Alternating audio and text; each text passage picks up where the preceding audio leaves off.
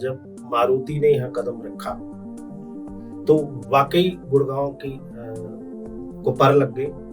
गुड़गांव के विकास की गाथा, गुड़गांव के विकास की कहानी वहां से शुरू हुई। पर इस शहर का एक दुर्भाग्य भी है जी। वो दुर्भाग्य है कि ये शहर अनप्लैन्ड है। किसी ने सोचा भी नहीं था कि जब ये बात ठीक है कि 10 साल या 15 साल के लिए जब जो कोई प्लानिंग बनाई जाती है तो वो पॉपुलेशन के रेशियो के हिसाब से बनाई जाती है कि डबल हो जाएगी, ट्रिपल। किसी ने ये नहीं सोचा था कि 10 गुना हो जाएगी। और बड़ी हैरानी सी होती है जब किसी सेलिब्रिटी का पता लगता है, अच्छा इसका भी यहाँ फ्लैट है, ये यहाँ रहता है। तो वो चीजें हमने बनते हुए देखी हैं। जो इस शहर को चौटाला साहब ने दिया, हम सोच भी नहीं सकते कि रात को 12 बजे आप सदर बाजार में से निकल जाओ, आपकी आंखें फटी रह जाएंगी, इतना चौड़ा रोड है। और आप सुबह निकल जाओ तो पैदल नहीं निकल सकते। कहाँ जाती है सड़क? सड़क को कौन खा रहा है दिन में? देखिए, मैं आपको बताऊं कि 1857 के बाद जब अंग्रेज यहाँ आए तो अंग्रेजों के जमाने में जो कलेक्टर का ऑफिस होता था वो भाड़ावास होता था और गुड़गांव उसमें आता था। सेक्टर 29 में जो लेजर वैली पार्क है, ये लेजर वैली पार्क उनकी देन है, मेट्रो उनकी देन है, केएमपी उनकी देन है।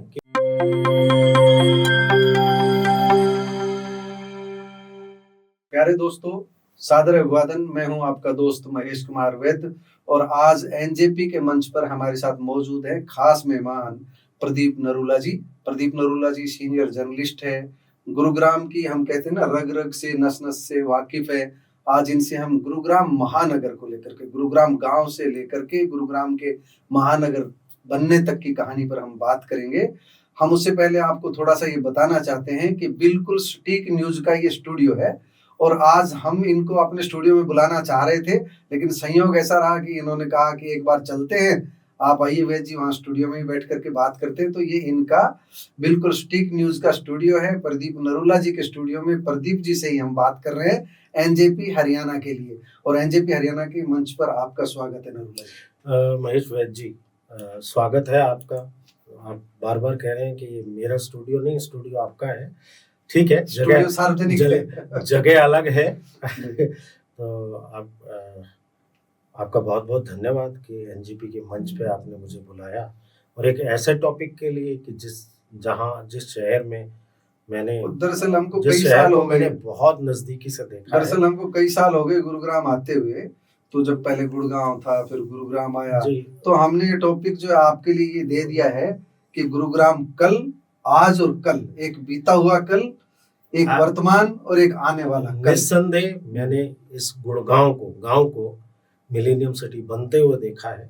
मैं जहाँ धीरे धीरे ग्रो हुआ हूँ, मैंने बहुत बारीकियों से यहाँ की पृष्ठभूमि देखी है कि किस तरह से सिंगल रोड पे चलने वाली बसें आज हाईवे और सुपर हाईवे और एक्सप्रेस हाईवे पे चलती हैं। 6 लेन 8 लेन, वही जिसको हम एक्सप्रेस हाईवे बोलते हैं। तो वो सारी चीजें मैंने यहाँ बदलते हुए देखे। सही मायने में तो मैंने इस शहर को रूप बदलते हुए देखा, रंग बदलते हुए देखा है। वो नरूला जी, हम वो जनसंख्या का एक आंकड़ा हम देख रहे थे बहुत पहले, आज से 50-60 साल पहले की बात करें तो जो गुड़गांव ये रेवाड़ी से छोटा था, रेवाड़ी शहर बड़ा था। देखिए, मैं आपको बताऊं कि 1857 के बाद जब अंग्रेज यहाँ आए तो अंग्रेजों के जमाने में जो कलेक्टर का ऑफिस होता था वो भाड़ावास होता था और गुड़गांव उसमें आता था। जी भाड़ावास तो मतलब डिस्ट्रिक्ट रेवाड़ी के अंदर आता था। और मैंने तो अपनी सुध में देखा है कि गुड़गांव हमेशा जो लोकसभा कॉन्स्टिट्यूंसी है, पहले फरीदाबाद में था, फिर महेंद्रगढ़ में रहा, तो लोकसभा ये तो बाद में आया। तो ये बहुत सारी चीजें तो हमने देखी हैं कि गुड़गांव का जो अद्भुत विकास हुआ, जो मैं अभी थोड़ा सा एक लाइन बता के फिर मैं आगे से शुरू करूंगा कि जो अद्भुत विकास आप कहीं से शुरू करें, हमको तो ये बता दीजिए गुड़गांव 85 के बाद, गांव से मिलेनियम सिटी बनने तक की कहानी। 85 के बाद जब मारुति ने यहाँ कदम रखा तो वाकई गुड़गांव की को पर लग गई। गुड़गांव के विकास की गाथा, गुड़गांव के विकास की कहानी वहाँ से शुरू हुई। जब मारुति यहाँ आई। जब मारुति आई, उसकी सहायक कंपनियों ने यहाँ अपना अपना वो किया। जब वो देखा बिल्डर्स ने कि यहाँ लोग कंपनियों में काम करने आ गए हैं, और अब मैं उस वक्त स्टार्टअप का शब्द नहीं था, लेकिन छोटी जो माल सप्लाई करती थी, मदर यूनिट जहाँ आएगी वहां पर सब यूनिट्स तो लगती तो जाएगी। फिर उसके बाद बिल्डर्स ने यहाँ रुक किया। सबसे पहले डीएलएफ आया, हरियाणा अर्बन डेवलपमेंट अथॉरिटी, जिसे हुडा कहते हैं, आजकल हम HSVPN कहते हैं। तो वो उन्होंने सेक्टर शुरू किया 1980 में, जब इस शहर में पहला सेक्टर आया, सेक्टर 4। तो बीडी गुलाटी, ब्रह्मदत्त गुलाटी जो सीनियर टाउन प्लानर होते थे, जी जी, उन्होंने एक प्लानिंग बनाई, जिन्होंने पहले पंचकुला की भी प्लानिंग बनाई। उसके बाद उन्होंने यहाँ की प्लानिंग बनाई कि गुड़गांव में सेक्टर्स को डेवलप करने। ये श्रेय उनको जाता, हालांकि बहुत सारे लोग नहीं जानते, ना ही इस तरह का कोई सरकारी उसमें श्रेय लिया जाता है या दिया जाता है। लेकिन मुझे आज भी जब उनके परिवार से मिलता हूँ तो ये चीज़ें सामने आ जाती हैं कि किस तरह से इस शहर का विकास हुआ, किस तरह से इस शहर में लोगों ने, बाहर से लोगों ने, आजकल इसे मिनी वर्ल्ड कहते हैं जी। आज से 15 साल पहले हम इसे मिनी इंडिया कहते थे कि देश के कोने कोने से, पहले देश के कोने कोने से थे, अब दुनिया के कोने कोने से लोग आकर यहाँ रहते हैं। और बड़ी हैरानी सी होती है जब किसी सेलिब्रिटी का पता लगता है, अच्छा इसका भी यहाँ फ्लैट है, ये यहाँ रहता है। तो वो चीजें हमने बनते हुए देखी हैं। पर इस शहर का एक दुर्भाग्य भी है जी। वो दुर्भाग्य है कि ये शहर अनप्लैन्ड है। हुड्डा ने अपने सेक्टर बसा दिए, अपने सेक्टर की अंदर की चीजें विकसित कर ली, और ये कभी नहीं सोचा कि जब और डेवलपमेंट होगी, यहाँ रिहाइश बढ़ेगी, तो दूरदृष्टि नहीं 10 लाख और 11 लाख के लिए बनने वाला यहाँ का मास्टर प्लान, आज भी हम मास्टर प्लान बनाते हैं जनसंख्या के हिसाब से, लेकिन 5 से 7 लाख पॉपुलेशन ऐसी है जो जिसको फ्लोटेड पॉपुलेशन कहते हैं, रोज सुबह आजीविका के लिए शहर में आती है और शाम को चली जाती है। तो वो पूरा 12 घंटे जब वो शहर में रहते हैं, तो वो इंफ्रास्ट्रक्चर, वो जो 12 घंटे जो 7 लाख लोग बाहर से आते हैं और यहाँ रहते हैं, मतलब जो एक्चुअल पॉपुलेशन है वो उसके हिसाब से प्लान नहीं किया गया। किसी ने सोचा भी नहीं था कि जब ये बात ठीक है कि 10 साल या 15 साल के लिए जब जो कोई प्लानिंग बनाई जाती है तो वो पॉपुलेशन के रेशियो के हिसाब से बनाई जाती है कि डबल हो जाएगी, ट्रिपल। किसी ने ये नहीं सोचा था कि 10 गुना हो जाएगी। यहाँ मतलब बहुत ज्यादा तेजी से जनसंख्या बढ़ोतरी, और वो सारी व्यवस्थाएं चरमरा गई, चाहे सड़क व्यवस्था है, यहाँ ट्रैफिक जाम की हालत खराब होती है, यहाँ पानी भरता है, मिलेनियम सिटी में लोगों का बरसात के दिनों में मजाक सा उड़ता है कि ड्रेनेज की व्यवस्था नहीं है, और सीवरेज व्यवस्था चरमराई है क्योंकि वो कैपेसिटी बहुत कम है। मेरा अपना व्यक्तिगत ओपिनियन है कि जब ये पॉलिसी आई 4 फ्लोर वाली, तो किसी ने सोचा ही नहीं था कि आप एक प्लॉट पे आपने एक परिवार के लिए 10 लोगों के लिए कोई व्यवस्था दी है, और अचानक आप 4 फ्लोर बना के 4 परिवार हो जाएंगे, और उसमें आप डबल कम से कम मान लीजिए, पहले 2.5 मंजिल थी, फिर 4 मंजिल। हाँ, तो वो चीजें, वो चरमराने स्वाभाविक था जी जी, क्योंकि ये किसी ने सोचा भी नहीं, और आज भी नहीं सोच रहे। इत्तेफाक की बात ये है कि मजे की बात ये है कि आज भी कोई नहीं सोच रहा। तो हम जैसे अतीत की जब बात कर रहे थे जी, आपने मारुति का जिक्र किया, आप 30-40 साल से गुरुग्राम को आपने जाना समझा। जी, फरीदाबाद हम जैसे सुनते थे, मुझे याद है फरीदाबाद शायद पहला महानगर था हरियाणा का, फरीदाबाद बहुत आगे था। वो फरीदाबाद के दुर्दिन आने शुरू हुए और फिर गुरुग्राम के अच्छे दिन आने शुरू हुए। वो कौन सा दौर था? मारुति के बाद का? मैं आपको बताऊं, मारुति के बाद का दौर था। फरीदाबाद में जिस तरह की इंडस्ट्री आई, जो आज के संदर्भ में जिन इंडस्ट्रियों को एग्जिस्ट नहीं किया जा सकता, वो जो पॉल्यूशन के हिसाब से था, जिस हिसाब की इंडस्ट्री वहाँ आई, और लाल फीताशाही जो जिसको हम मजदूरों की यूनियन की बात करते हैं, जी जी, वामपंथी यूनियंस की बात करते हैं, वो लाल झंडे जब फहराने लगे जी जी, तो फरीदाबाद का अंत शुरू होने लग गया। वहाँ जो फरीदाबाद की इंडस्ट्री को धक्का लगा, नहीं तो फरीदाबाद एक आईना होता था हरियाणा के लिए, कि हरियाणा के आईने के तौर पर हम फरीदाबाद को दिखाया करते थे या फिर हम पंचकुला के आसपास का एरिया जहाँ HMT हुआ करती थी, वो या सोनीपत का थोड़ा सा एरिया, ये इसके अलावा हरियाणा में और कुछ तो नहीं मतलब था। फरीदाबाद में जो रहने का माहौल था रेजिडेंट्स का, वो थोड़ा खराब हुआ उस समय। वो पोल्यूशन की वजह से, क्योंकि जिस हम्म। तरह की इंडस्ट्री वहाँ आई, वो धुआं, वो पॉल्यूटेड, जो वातावरण पॉल्यूटेड हुआ। और यहाँ जब गुड़गांव में मारुति आई, एक तो नॉन पॉल्यूटेड इंडस्ट्री थी, दूसरा सीधे तौर पर संजय गांधी इन्वॉल्व थे, जी जी, क्योंकि संजय गांधी हाँ वो तो पावरफुल थे जो। नहीं, वो लाए मारुति को, वही लाए थे, वही लेके आए थे। तो तमाम आलोचनाओं के बावजूद हम ये कह सकते हैं विजनरी तो थे संजय गांधी। देखिए, बिना किसी सरकार के विजन के किसी भी शहर को, आप किसी भी स्टेट को अगर पावरफुल और प्रोग्रेसिव बनाना चाहते हैं, तो बिना सरकार के विजन के संभव ही नहीं है। तो सत्ता साथ थी उस समय सबके, हर बार देखिए, जब कांग्रेस रही, या मैं आपको बताऊं कि आप तो कांग्रेस की बात कर रहे हैं, जो इस शहर को चौटाला साहब ने दिया, हम सोच भी नहीं सकते। अच्छा, ओम प्रकाश चौटाला ने दिया। जी जी, जो इस शहर को ओम प्रकाश चौटाला ने दिया, जो चीजें बनाई, आज तक वो मेंटेनेंस नहीं हो पा रही हैं।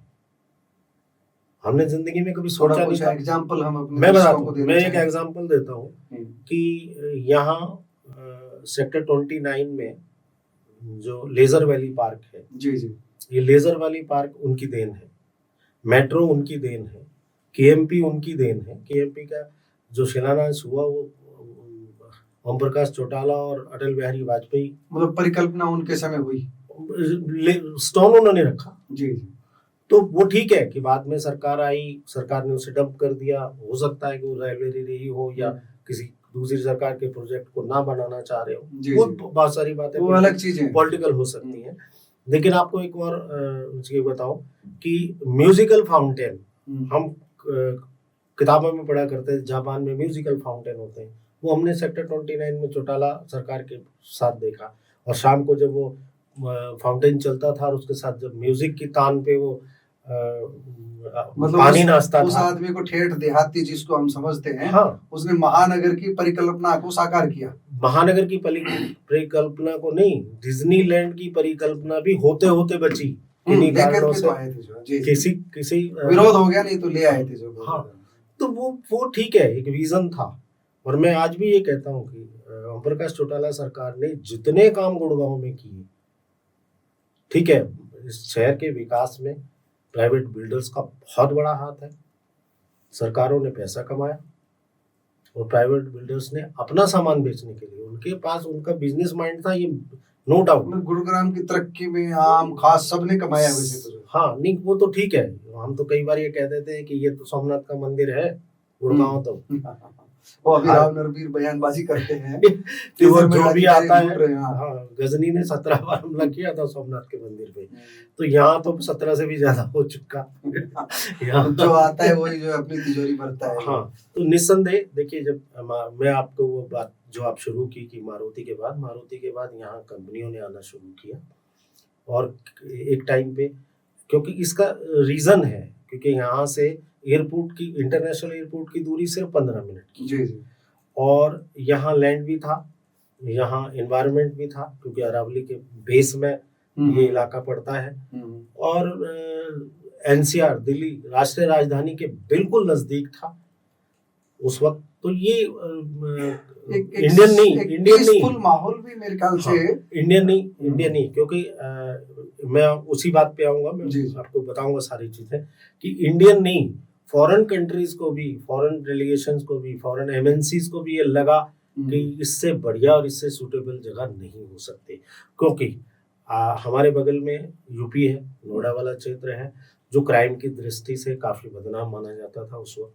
हालांकि अब तो चीजें बहुत बदल गई हैं, लेकिन उस समय वो क्रिमिनल उसके चलते हुए कोई वहां जाना नहीं चाहता था। तो दिल्ली NCR में अगर दिल्ली के नजदीक कोई आना जाए, तो गुड़गांव से बढ़िया कोई जगह नहीं थी। हालांकि सोनीपत और बहादुरगढ़ को भी इतना फ्रूटफुल नहीं मानते थे MNCs और बड़ी कंपनी। कानून व्यवस्था की दृष्टि से, सभी दृष्टि से इस एरिया को ज्यादा अच्छा माना गया, बहुत अच्छा माना गया।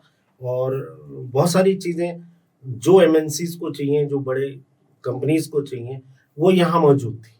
जी और जो कोई भी बड़ी कंपनी या कोई भी बड़ा बिल्डर या कोई भी बड़ी संस्था जब पैसा लगाती है तो वो सारी चीजें देखती एक बीच में अगर एमएनसीज की जो आप बात कर रहे हैं, जी भूपेंद्र सिंह हुड्डा ने चीफ मिनिस्टर रहते हुए मेरे ख्याल से पूरा प्रयास किया कुछ एमएनसीज रोहतक आ जाएं, लेकिन सबकी कोशिश यही रही बावल, मानेसर, गुरुग्राम, यही रहा लगभग इस बिल्कुल में। बिल्कुल। देखो मैं आज के टाइम पे जो 500 फॉर्च्यून्स कंपनी है जी जी वो ज्यादातर गुड़गांव में। ठीक करें आप जो इसे यूं ही मिलेनियम सिटी, इसे यूं ही साइबर सिटी यूं ही नहीं कहा जाता, कुछ है। हाँ। तो एक आपने बड़ी बात कही अनप्लान्ड की जो है मतलब जो अनियोजित विकास, सुनियोजित विकास नहीं हुआ। तो अगर हम अतीत की जो बातें हुई, अब अगर वर्तमान पर आए हम गुरुग्राम के आज की बात करें तो अब तो लोकसभा चुनाव भी संपन्न हो गए, विधानसभा चुनाव भी संपन्न हो गए और नगर निगम का चुनाव भी संपन्न हो गया, ट्रिपल इंजन की सरकार भी आ गई है। गुरुग्राम के लोगों को हम अगर बताना चाहें जो गुरुग्राम में बस रहे हैं, उनका दर्द क्या है, उनकी समस्या क्या है, मैं आपको हम सरकार को भी आगाह करना चाहें, हम नगर निगम को भी कि समस्या क्या है। मैं आपको एक चीज बताना चाह रहा हूँ कि जो चीजें जमीन से जुड़ी हुई हैं उनका निवारण यहाँ इस शहर में नहीं हो पा रहा है। हमारे एक आम भाषा में कह देते थे कि सड़क, बिजली, पानी, सीवर व्यवस्था, ये 4 चीजें होती है। बिजली जो जमीन से जुड़ी हुई नहीं है, जी जी, वो यहाँ कोई कमी नहीं है। ठीक है। पानी निसंदेह बाहर से आना है तो एनसीआर वाटर चैनल हो या गुड़गांव कैनाल हो, तो ये चीजें आपूर्ति कर देते हैं। बहुत ज्यादा हमारे यहाँ पीने के पानी की या पानी की सप्लाई की मारामारी नहीं होती। जमीन का पानी तो गया नीचे, जमीन का पानी तो आप जितना खींचोगे, जिस तरह का विकास यहाँ हुआ है, जिस तरह की बिल्डिंग्स यहाँ बनी है, जिस तरह का इंफ्रास्ट्रक्चर यहाँ डेवलप हुआ है, उसमें वो होना ही था, स्वाभाविक है कि हमने और आपने अभी देखा है कि किस जमाने में कितनी बरसातें हुआ करती थी, आज कितनी होती है। ये 15 दिन का सीजन है, अगर वो भी निकल गया तो तरसते रह जाते हैं। तो एनवायरमेंट चेंज हुआ है, वो चाहे वो ग्लोबल वार्मिंग हो या कुछ भी हो, बहुत सारे रीजन हो सकते हैं, उस पर ज्यादा बहस का विषय नहीं है, लेकिन उसकी वजह से एनवायरमेंट भी चेंज हुआ है। उतनी बारिश, अरावली को नंगा करना भी एक कारण हो सकता है। वो बहुत सारे कारण हैं, उस पर फिर किसी दिन करेंगे। आज उसी मुद्दे पर आते हैं, एनवायरमेंट पे बात आज तो इसी पर आते हैं। तो निस्संदेह जो प्लानिंग है, अब ये देखिए छोटी सी चीज है कि हम लोग घर में एक परिवार में रहते हैं, गृहिणी का सबसे पहला काम है कि घर की सफाई बहुत अच्छी होनी चाहिए। जी, जब तक घर की सफाई नहीं ठीक होगी, सबका स्वास्थ्य ठीक नहीं होगा। स्वास्थ्य ठीक नहीं होगा, आने वाले की जो वाइफ्स हैं, जो अच्छी एनर्जी है वो प्रोड्यूस नहीं होगी। वो इस शहर में प्रॉब्लम है। वो प्रॉब्लम है कि यहाँ सफाई व्यवस्था बिल्कुल नहीं है। कितने दावे किए, करोड़ों रुपए, आपको बताऊं कितने 100 करोड़ रुपए सालाना वो रखा जाता है, बजट रखा जाता है सफाई के लिए, लेकिन सफाई नहीं होती। एक जो मैं उसका रीजन बता बदनाम हुई थी काफी। अच्छा, वो इको ग्रीन की बात करें, वो बात की बात है। मैं आपको एक बात बता दूं, उसका मूल कारण क्या है, शायद उस पे अधिकारी फोकस नहीं कर रहे। जो मेरी अपनी समझ है, मैं गलत भी हो सकता हूँ। आप तो अपनी समझ से बताइए कि समस्या कहाँ है। समस्या ये है, स्वच्छ शहर क्यों नहीं बन पा रहा है। वो इसका रीजन है कि हमारे पास डंपिंग के लिए कोई जगह नहीं है। तो जो बंदवाड़ी से वहां से उठा रहे हैं, बस वहां कब का बंद हो चुका डंपिंग। अच्छा, मुझे जानकारी नहीं। बंदवाड़ी एक ऐसा स्टेशन था जो फरीदाबाद और गुड़गांव के कूड़ा डंपिंग के लिए तैयार किया गया था। जी जी, लेकिन वहाँ एनवायरमेंटल वालों ने, क्योंकि वो अरावली का मध्य में पड़ता है, जी जी, उन्होंने ऐतराज किया, उसमें एनजीटी ने रोक लगाई, और एनजीटी की रोक के बाद अब 2 चीजें इनके सामने हैं प्रशासन के। मैं ये कह रहा हूँ कि हाँ, उनके सामने भी मजबूरी है, क्योंकि एक तो कोई भी इलाका, क्योंकि ये घन सघन आबादी वाला क्षेत्र है, यहाँ रहने के लिए जगह है, खुली जगह बिल्कुल है ही नहीं। जहाँ भी आप डंपिंग के लिए जाएंगे, आसपास के गांव, आसपास की इलाका, आसपास की आबादी विरोध में खड़ी हो जाती है। वो डंपिंग करने नहीं देते। जब आंदोलन होते हैं तो निसंदेह वहां से हटाना पड़ता है। तो अगर आपका डंपिंग का तरीका बिल्कुल सही नहीं होगा, आज तक उपाय क्या है फिर? उपाय ये है कि अगर दृढ़ विश्वास से डंपिंग को कहीं दूर, अगर कोई ऐसी एजेंसी, देखिए मैं आपको बताऊं, एक कंपनी गुड़गांव का कूड़ा निस्तारण का ठेका लेती है, तो वो नगर निगम से पैसे लेती है। हम्म, वही कंपनी अगर लखनऊ का और इंदौर का ठेका लेती है, वही कंपनी वो पैसा देती है। वो पैसा देती है। आपकी बातों से लग रहा था यही कहने जा रहे हैं। तो निस्संदेह कहीं ना कहीं झोल है हमारी पॉलिसीज में, हमारे अधिकारियों में। उसको समझना होगा। उसको समझना होगा, ठीक करना होगा, खाली समझना नहीं होगा। एक बहुत कठिन डिसीजन लेना होगा। और क्यों कि बाकी के प्रदेश, बाकी के सिटीज कर सकते हैं, हम क्यों नहीं कर सकते? और आपका ठोस कचरा संयंत्र लगेंगे जहां पर जो बदबू नहीं आएगी, तो लोगों का भी मेरे ख्याल से विरोध कम होगा। फिर जो अगर आप प्रॉपर तरीके से, लोगों की तो आदत खराब है। हमारे यहाँ एक कहावत है, मैं मेवात से हूँ, तो कहते हैं जूत के आगे तो भूत भी नाचते हैं। जी जी। तो जब तक आप पावर का इस्तेमाल नहीं करोगे, आप थोड़ी सख्ती नहीं करोगे, तब तक लोग नहीं करते कुछ भी। जब तक देखो, सबसे बड़ी प्रॉब्लम है कूड़ा सेग्रीगेशन की, कि आप गीला और सूखा कूड़ा को अलग अलग करके अगर घर से उठाओगे तो लोगों को आदत पड़ेगी। जब तक आप तरह के जुर्माने नहीं लगाओगे, तरह तरह की ठोस थोड़ी सख्ती करनी पड़ेगी, तो घर से ही होगा। घर में अगर हम एक बकेट बनाते हैं, उसमें कूड़ा डालते हैं, एक थैली में डालते हैं, दो में क्यों नहीं डाल सकते? जी जी। गीला एक में डालिए, सूखा में हो, सूखा सूखी वाली गाड़ी को दे दो, गीला गीले वाली गाड़ी को दे दो। सेग्रीगेशन अगर फर्स्ट पॉइंट से होगा तो कूड़े का निस्तारण किया जा सकता है, वरना नहीं किया जा सकता। और ये बड़ी समस्या है। तो एक तो समस्या है आज के दिन, ये नगर निगम के सामने भी, सरकार के सामने भी चैलेंज है, इसको स्वीकार करें। बिल्कुल स्वीकार करें, स्वच्छता और फर्स्ट पॉइंट से ही सेग्रीगेशन स्टार्ट हो, वहां से स्टार्ट। तो दूसरा, स्वच्छता के अलावा दूसरा जो बड़ा इशू है वो जाम की व्यवस्था है। जाम की व्यवस्था है सड़कों की। ऐसा नहीं है कि सड़कें बहुत छोटी हैं, लेकिन अतिक्रमण बहुत ज्यादा आजकल। हमारी सर्विस लेन भी तो दबी पड़ी है, मानेसर से लेकर के यहाँ तक। सब मानेसर के पास जाओ, गायब मिलेगा। यहाँ से देखिए आप, और यही अधिकारी, शहर का हर आदमी जानता है कि रात को 12 बजे आप सदर बाजार में से निकल जाओ, आपकी आंखें फटी रह जाएंगी, इतना चौड़ा रोड है। और आप सुबह निकल जाओ तो पैदल नहीं निकल सकते। कहाँ जाती है सड़क? यही सड़क को कौन खा रहा है दिन में? मतलब अतिक्रमण को लेकर के सख्ती करनी होगी। बिल्कुल, भाई भतीजावाद छोड़ना होगा, और वोट पॉलिटिक्स खत्म करनी होगी अगर शहर को सुधारना है तो दो बातें प्रदीप जी ने बताई, एक तो स्वच्छता की जो मौजूदा समस्या है, कचरा निस्तारण की, और दूसरी जो आपने बताई अतिक्रमण की, और जो मेजर समस्या जो सरकार के, नगर निगम के ध्यान में लाई जा सके जो आज की। मेरे ख्याल से वैद्य जी, अगर ये दो समस्याएं ठीक से हो जाएंगी तो देखो, तीसरी एक समस्या है जो बहुत विकराल है, जिसको बहुत जल्दी ना तो खत्म किया जा सकता है, और वो साल में एक बार आती है। जी जी। वो ड्रेनेज की है कि ये जो फ्लड जैसी हालत बनती है, लोग दूर दूर तक मीडिया की सुर्खियों में जो वो जो है, वो होता क्या था कि मैंने अपनी आंखों से देखा है, पुराने लोग तो बताते ही हैं उससे पहले कि ये गुड़गांव के आसपास लगभग 1 दर्जन से ज्यादा बांध हुआ करते थे। जी जी। आप भी रेवाड़ी के रहने वाले हैं। साबी नदी का बांध गायब, साबी नदी गायब होगी। हाँ, वो नदी राजस्थान में चेक डैम बनने से हो गया जो। हाँ, नहीं आता पानी। और यहाँ जब से वो बांध बनाया, जब से एक बार थोड़ा सा पानी आया तो यहाँ के बांध गायब हो गए। जी। और मजे की बात है कि बांध जमीन के रूप में बिल्डरों को बेच दिए गए। वहाँ मल्टी स्टोरी बिल्डिंग्स खड़ी है। मतलब ये है कि अपना भरने के लिए, किसी का भी भरने के लिए, किसी का भी भरने के लिए, का खजाना भरा हो, अपना भरा हो, मैं उस पर टिप्पणी नहीं, भविष्य को अंधकार में बना दिया गया है। बिल्कुल निस्संदेह। लेकिन जिस तरह से इस शहर का विकास हुआ, जिस तरह से अंधाधुंध बिल्डर्स को जमीनें बेची गई और ये देखा ही नहीं गया कि हालात क्या होंगे। आप किसी भी पुराने वाशिंदे के आसपास के गांव के बता दो तो बता देगा कि कहाँ कहाँ बांध होते थे, और आज भी वो बांध, मतलब सब वो बांध जिसको बंद बोलते हैं, पुराने जल मार्ग थे, वो सब खत्म हो गए। हाँ, वो उस जमाने में साबी नदी का रुख इधर होता था, पहाड़ों से जो पानी आता था, अरावली से जो पानी आता था, वो बांध के सहारे से अपने आप डाइवर्ट हो जाता था। वाटर लेवल ठीक रहता था। इधर का फरीदाबाद वाले साइड का बांध और इसके ये पानी निकलता वो दमदमा झील में चला जाता था। तो आज वो सारे ब्लॉकेज हो गए। तो इसलिए जो सब सारा का सारा हमने प्राकृतिक व्यवस्था के साथ खिलवाड़ किया है।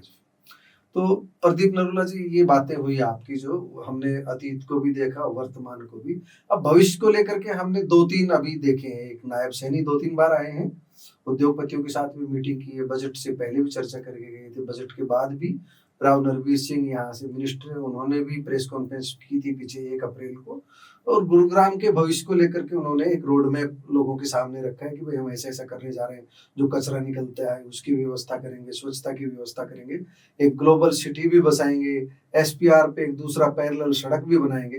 तो भविष्य का कैसा गुरुग्राम आप देख रहे हैं, कैसा गुरुग्राम होगा? अतीत वर्तमान की तो बात कर ली, हम भविष्य में कैसा गुरुग्राम की कल्पना कर रहे हैं? देखिए महेश जी, सरकारें लोग चुनते हैं, बेहतर इन्वायरमेंट के लिए चुनते हैं, विकास के लिए चुनते हैं, और कुछ उम्मीदें होती हैं लोगों की, उसके लिए चुनते हैं जी। और ऐसा नहीं है कि सरकारें उम्मीदों पे काम नहीं करती, कई बार परिस्थितियां ऐसी होती हैं। कई बार देखिए, हमने पिछली सरकार देखी तो गठबंधन की सरकार, हो सकता है उनके लिए वो एनवायरनमेंट ना हो जो आज की सरकार के पास हो जी जी। तो इन चीज़ों में मेरे ख्याल से सरकार का विजन, जो सरकार का मुखिया है उसका विजन काउंट होता है कि वो किस विजन से कहाँ, किस चीज़ और किस परियोजना पे, किस विकास की योजना पे काम कर रहा है, किस गति से काम कर रहा है, उनका अधिकारियों पे पकड़ कितनी है। मैंने तो ऐसा भी देखा है कि कई बार ऐसा होता है कि अधिकारी हमारे सरकार के नुमाइंदे आते हैं, एक विजन के साथ आते हैं, वो चाहते भी हैं कि यहाँ विकास की ऐसी चीजें बने जी जी, लेकिन शायद अधिकारी उनको किस तरह की पट्टी बढ़ाते हैं कि इससे ऐसा हो जाएगा, इससे वैसा हो जाएगा, उनको अपना विजन भी खत्म करना पड़ता है। तो अगर विल पावर दिखाई दृढ़ होगी, विल पावर होगी, तो शायद मुझे नहीं लगता कि किसी काम में कोई भी, क्योंकि सरकारें कुछ भी कर सकती हैं जी जी, और सरकार तो सरकार होती है। हमने वो कहावतें सुनी है कि चौधरी बंसीलाल जी कहा करते थे कि मैं नहीं मेरा भाई, जो सड़क यहाँ से निकलेगी तो निकलेगी, और वो सड़क निकलती थी। इस तरह का काम चाहिए। हाँ, तो निस्संदेह देखिए, हमें विजन की बात होती है। एक विजन था, हमने पिछली सरकार में एक एग्जांपल देता हूँ छोटा सा, एक विजन था कि 1 साल के अंदर 100 कमरों का रेस्ट हाउस बन गया पीडब्ल्यूडी का जी जी, और 7 साल में, 6 साल में, 10 साल में एक हॉस्पिटल नहीं बन पाया। वही है गुरुग्राम का दर्द यही है। अस्पताल भी नहीं है अभी, बस स्टैंड भी नहीं है। वो विजन था, इफ्को चौक पे खड़े रहो, रेवाड़ी की बसें नहीं मिलती। वो विजन था कि 100 कमरों का पीडब्ल्यूडी का रेस्ट हाउस 1 साल में तैयार हो गया, और वो विजन की कमी है कि हॉस्पिटल का काम भी नहीं शुरू हुआ 7 साल में। आपने प्रदीप नरूला जी की बात सुनी, गुरुग्राम को लेकर के, गुरुग्राम गांव से लेकर के गुरुग्राम के महानगर बनने तक की पूरी कहानी बताई। और अगर भविष्य का गुरुग्राम हम अच्छा देखना चाहते हैं तो निश्चित रूप से सत्ता के मुखिया को अपना विजन स्पष्ट करना होगा, और चौधरी बंसीलाल जैसे प्रशासक थे वैसी प्रशासक जो बनकर के दिखाना होगा, वैसी शक्ति दिखानी होगी। और जनता तभी सुधरती है, जनता जनार्दन का साथ भी तभी मिलता है जब आपका विजन क्लियर होता है। आपका बहुत बहुत धन्यवाद प्रदीप नरूला जी, आपने समय दिया। धन्यवाद।